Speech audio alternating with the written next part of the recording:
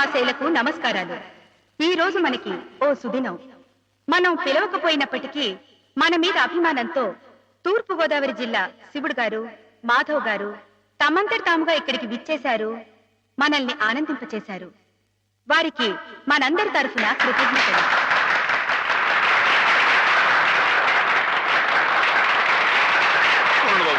నాలుగు మొక్కలు మాట్లాడి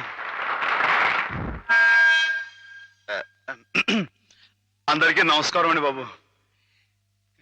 ఈ జిల్లాలో నేను తప్ప ఇంకెవడైనా సరే శివుడు వేషం కట్టాడు అనుకోండి, మీరు రుద్రతానం చేసేసి వాడి పంబ రేగొట్టేస్తారని నాకు బాగా తెలుసండి. అంతటి గొప్పలండి మీ అందరికీ నా మీద ఉన్న అభిమానం.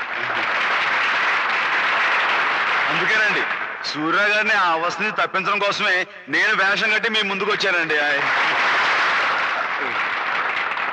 ఏమండో సూర్య గారు, ఏమండో మిమ్మల్ని రండి రండి.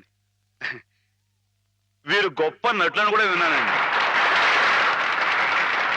ఒక విషయం మాత్రం గుర్తుంచుకోండి సూర్య గారు, మా ఈ తూగో జిల్లాలో తప్పించి మిగతా జిల్లాలో మీరు వేషం కట్టి మంచి పేరు సంపాదించుకోవాలని మనస్ఫూర్తిగా కోరుకుంటున్నానండి. ఒక నిమిషం బాబు, తోటి కళాకారుణ్ణి కొంచెం సత్కరించుకోలేమండి.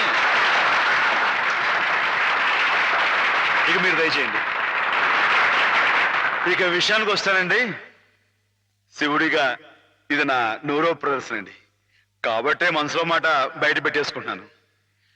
అసలండి పాలమ్ముకుని బతికే యాదవుడు నన్నేనండి. వీడేంటి శివుడు వేషం కట్టడం ఏంటని అందరూ ఎగతాళిగా ఎక్కిరింపుగా మాట్లాడుకునేవారండి. అట్టాడప్పుడు రేయింబావులు కష్టపడి నాకు ఆట పాట మాట ఒకటేంటండి అన్ని స్వచ్ఛంగా నేర్పిన మా గురువు గారు, ఇదిగో హేమ గారు. ఈ రోజున హేమ గారు ఇక్కడ ఉంటాం అన్నది నిజంగా నా అదృష్టం అండి. ఈ దండ నాకు కాదండి, హేమ గారికి చెందాలి. అమ్మాయి గారు మీరు ఒకసారి పైకి రండి. రండి, మరేం పర్వాలేదు. రమ్మని మీరు చెప్పండి బాబు. రండి. మొహమాటం అండి. వీరేనండి మా గురువు గారు. చంద్రుడికో నూనె పోగులాగా మీకు ఇది సమర్పించుకుంటున్నాను. తీసుకోండి. ఏమిటిది మాధవ, ఇలా స్టేజ్ మీదకి పిలవడం, ఈ పొగడ్తలు నాకు చాలా సిగ్గేసిపోయింది తెలుసా. అభిమానం ఎంతుందో చెప్పుకోవడంలో తప్పే ఉందండి. అభిమానం ఉంటే మనసులోనే దాచుకోవాలి గాని ఇలా 10 మందికి టముకేసి చాటుకోవాలా? అట్టా దాచేసుకుంటే ఈ అష్టోత్తరాలు, సహస్రనామాలు, త్యాగరాజు పాటలు ఇవన్నీ బయటకు వచ్చేయండి. అవన్నీ దేవుడు పోగొట్టాలి కండి బాబు. ఒకసారి మనసు దండం పెట్టేసుకొని సరిపోద్ది అనుకుంటే మరి రాసినంతా పిచ్చోళ్ళ ఎర్రోళ్ళ ఏమండి? మీకు అన్ని తెలుసు అనుకోమాకండి, కొన్ని కొన్ని మీకు తెలివి తెలుసా బాబు? ఏమండి నీతో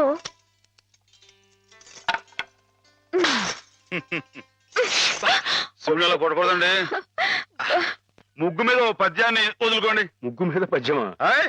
ముగ్గు, నిగ్గు, ఎగ్గు, సిగ్గు ఈ మాటలు ఉపయోగించి రామాయణం మీద ఓ పద్యాన్ని పాస్ చేయించుకోండి. ఇప్పుడేమిటయ్యా? చెప్పండి నాన్న, చెప్పండి. ఏమన్నావు? ముగ్గు, నిగ్గు, దగ్గు, అబ్బా ఉండండి, సిగ్గు, ఎగ్గు. ఎగ్గు, సిగ్గు. ఎగ్గు, సిగ్గు. కలికి సీతమ్మ కంటిలో కలల ముగ్గు, కలికి సీతమ్మ కంటిలో కలల ముగ్గు, అయ్య రామయ్య మేనిలో అలల నిగ్గు, శివధనుస్సుకు తొలి ఎగ్గు, శివజారి శిరసు వంచిరి నృపులెల్లా సిగ్గు సిగ్గు.